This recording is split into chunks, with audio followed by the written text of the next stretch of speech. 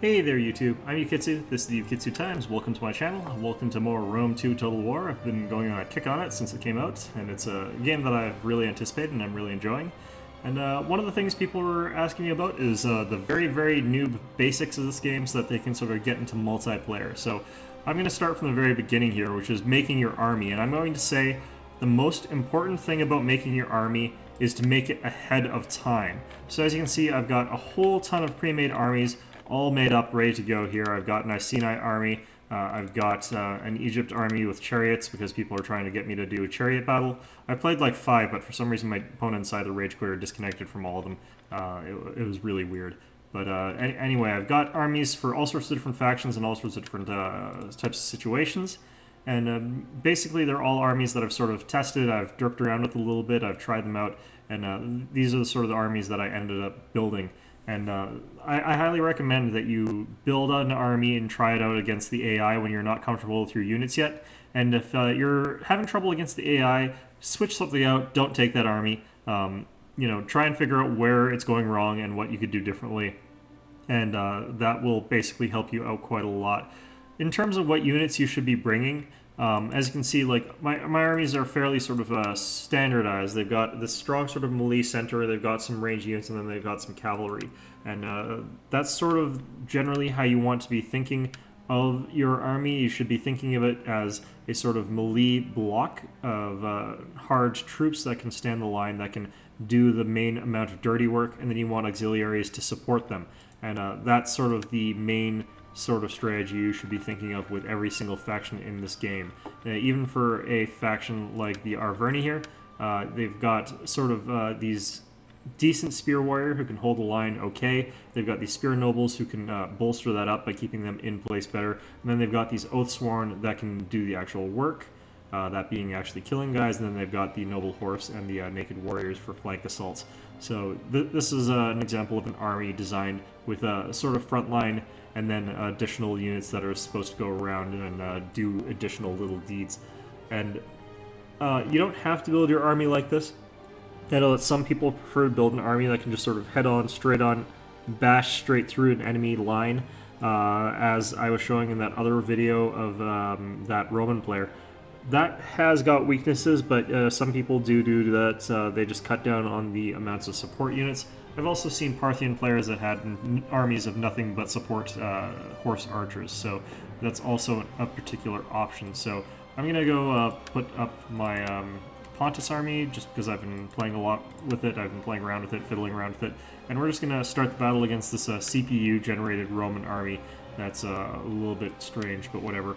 So heading into this, we're going to go into the basics of formation, and I didn't really cover this quite enough when I was talking about army selection, but always stick with units that you're most comfortable with, okay? So do have that framework of a solid spine of infantry, and then work around it. Hold on, my sound's going to screw up as the game loads, just a second.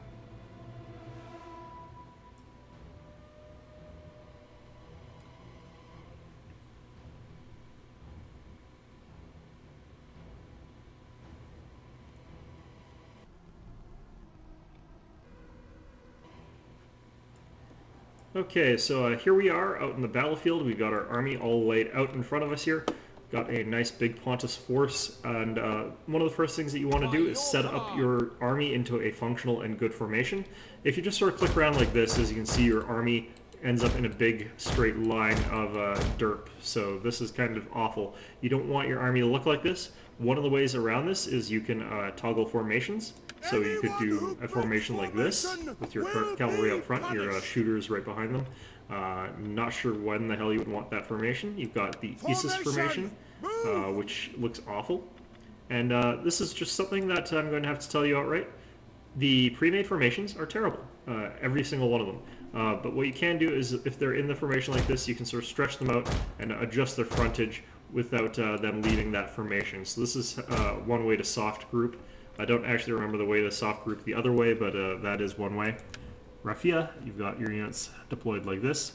It's a little bit more reasonable, but I still don't like it. And then you've got all these other options. Now, what I'm always going to recommend is custom deployment. That's because you can move your units to fit your personal strategy. It doesn't take too long. It's just something that you should probably be doing. So I'm going to move my archers out to the front. I'm going to move my general dead center here. He's sort of on a kilter there. So there we go. Going to get our bronze shield pikemen on either side of our general here. And our general himself is in the bronze shield pikeman unit. So that's just going to be a solid pike line here. There we go. There we go. And we're going to move these hoplites in groups of 2 to either of our flanks. And what they're going to do is be a more flexible unit.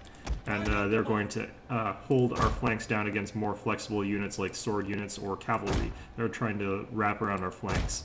Okay. Next up, I'm going to put my cavalry directly behind this army so that they can sort of guard me against provide additional defense against cavalry. So we've accidentally split this into group 2. I'm going to ungroup these guys actually. So I can display something later. I'm going to ungroup these guys as well. So we're going to take our artillery. We're going to move it over here. And that is probably good enough of a location. And we're going to take our Scythian horse archers. We're going to keep them down here. And we're going to use them in early skirmishing action against the Romans. Now, once you've got your army all nice and set up into a formation that you like, you take your main body of troops. So I've got all of my main body of troops here selected. They're all in one hotkey now. And I hit Control and G, and this will lock them in formation here. Now, as you can see, I can move them around. I can get them to where they need to go, and they'll stay in formation. And this will apply in the battle as well. I've got these additional units off to the side here. I'm going to soft group them, which is Control 2. This way they will stretch, they will change their formation, they don't maintain a formation at all. If I had different unit types, they would all spread into a single line of troops, which is not ideal, but that's how that works. So as you can see, when you've got more than one unit type, you want to definitely hard group it. When you've got units consisting of one unit type, you can soft group it and it should be fine. So we're going to start this battle up after I remember to put on flaming arrows and flaming projectiles for this thing. Okay, so talking about basic strategies here. The basic strategy for this style of army is that your pike phalanxes are going to pin the enemy down, and while your enemy is distracted at the front with this near unbreakable line of pikes, you're going to sort of work around the flanks of the hoplites and your cavalry. So it's sort of that basic outflanking on both sides. Alternatively, if your opponent is trying to outflank you, you defend with your hoplites on both sides and try and grind through the center with your phalanxes. And that also works sometimes. And last but not least, of course, you want to use your cavalry to either get rear charges against your enemy or to prevent rear charges against your own army. So that's the strategy that I've gone with here.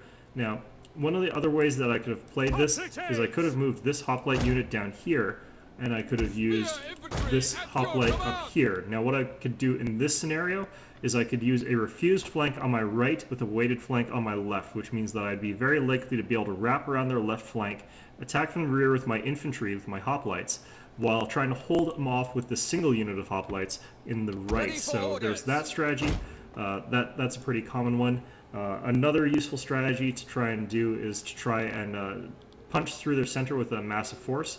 In that particular case, what you just do is you have your cavalry in formation in the center, you want them in diamond. You just sort of ram the enemy center as hard as possible with your cavalry. This is something useful against certain factions that didn't take any cavalry against you and didn't take really much shooting against you.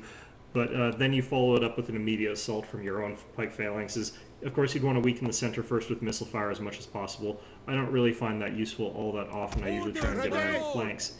And of course, then there's always the hammer and anvil style strategy. What I'm doing in this formation is possible to do a hammer and anvil formation anyway, so we don't have to worry too much about that.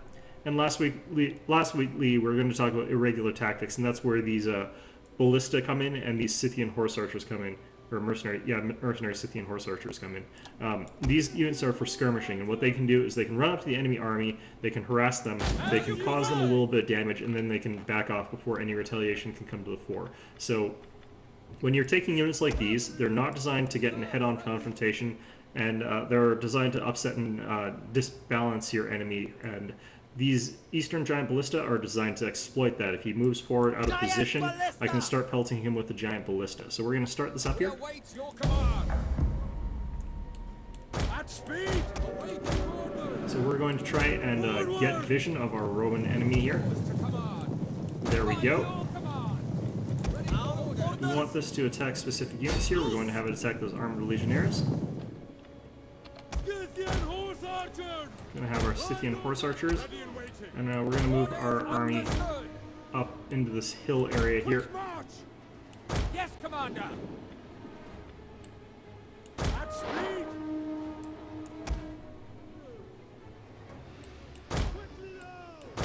And so you can see that our skirmishy units are just sort of harassing him. I'm trying to run away before I take too many rocks to the face here.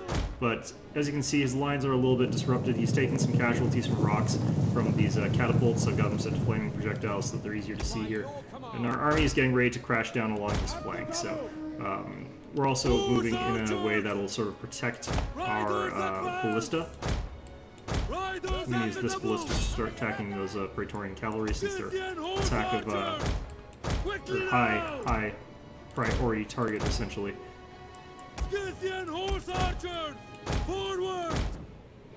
Just going to use precision here. Our general is under attack. Let's get these guys into phalanx.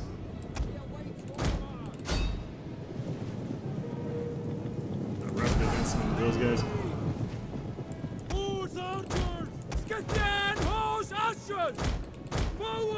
So as you can see, his lines are sort of being broken into. I'm sort of attacking everywhere I can here. And I've got my units set up in this pike formation up here on the hill. So I'm going to lose these ballista. It's just not possible for me to protect them from the position they're in. But I can continue to kite these guys up the hill here. I think he's actually within my minimum shooting range, so I can't even shoot him with these ballista. But it did force him to attack where I wanted him to, which is good.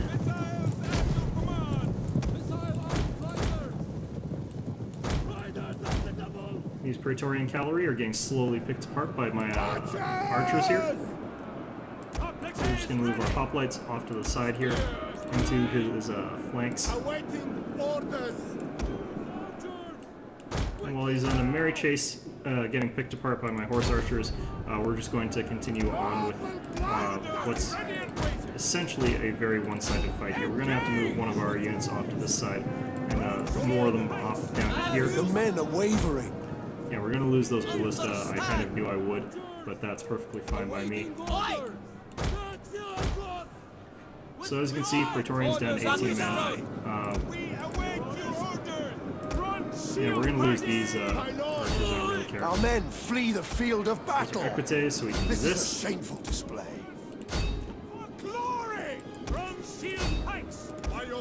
And move our army in, inspire them with their general. And we finally lost one of our units down here. That's fine though.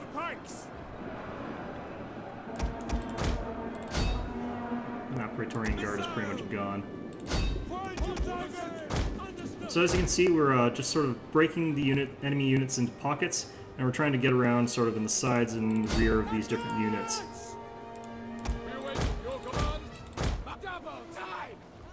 These bronze shield pikemen are holding up pretty well against those armored legionnaires. We're just going to move our units over here to attack. We're going to move these cavalry. We're going to try and get them into the archers that are down here, or these slingers as they were. But as you can see, each pocket we're sort of working on individually since the enemy's been broken into those. And what you want to do is get around the sides, if you can, get around and just sort of overwhelm them piece by piece. So those Praetorians are dead. We fended off his cavalry to a certain degree here and managed to wade our way through our opponent here. The These men units, are wavering. since they've been sandwiched, are going to be crushed pretty quickly. There they go. And that is that, looks like. Our men are up there wavering. That's fine though. And that's that battle. So, as you can see, most of what I was doing was to sort of force the AI to do what I wanted it to. And let's look at our statistics screen here. As you can see, I got 694 losses to 1,345 kills. Most of that came from the fact that the opponent had to attack on my terms in the place of my choosing. And that was sort of my strategy. That's a big part of the strategies that I like to pick. But there are other ways to use those strategies, like to assault your opponent directly, to let him sort of defend and then just overwhelm him in those sort of frontal assault sort of things. But those are some very basic strategies that you can talk about. As you can see, I did manage to sort of fend them off on the flanks with those hoplites. That's what they were there for. They took a lot of casualties in the process, but it gave me time to move my hoplites into good positions. My pike phalanxes into good positions to counterattack them. My cavalry were able to do what they were intended to do. My horse archers and ballista were also able to do what they were meant to do. So all in all, I would call this a fairly successful battle in terms of being able to dictate the flow of it and do what I wanted it to do. As you can see, though, it moves fast. This was a 4-minute, 41-second battle duration. This game does move fast, so you have to make your decisions really quickly, and you have to capitalize on mistakes very, very quickly. So it just takes practice. Just play some games against the computer, play it against some friends or some other people, or there's that battle groups thing that I'm part of that you can join in on and just sort of play against very casual people as well. And eventually you'll get better, and you'll be able to mix things up a little bit and do better in everyday games in quick match. So if that's what you're looking for, just take some of this advice in mind. I'll be doing more of these in the series and gradually get more complex. But for now, I hope you found this informative, and I hope to see you all next time.